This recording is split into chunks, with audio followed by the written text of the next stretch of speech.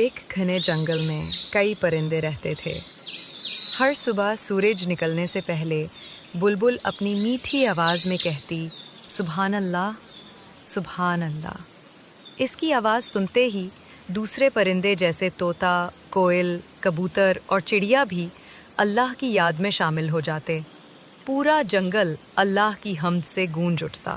ایک دن پرندے آپس میں بحث کرنے لگے کہ سب سے اچھا پرندہ کون ہے؟ طوطا بولا، میں سب سے اچھا ہوں کیونکہ میں انسانوں کی باتیں بول لیتا ہوں۔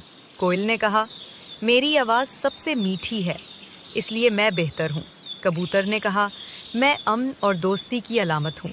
تب ایک ننھی چڑیا نے کہا، اصل خوبی آواز یا طاقت میں نہیں، اصل خوبی یہ ہے کہ کون اپنے رب کو زیادہ یاد کرتا ہے اور دوسروں کی بھلائی کرتا ہے۔ بلبل نے قرآن کی ایک آیت سنائی، آسمان و زمین کی ہر چیز اللہ کی تسبیح کرتی ہے مگر تم نہیں سمجھ سکتے۔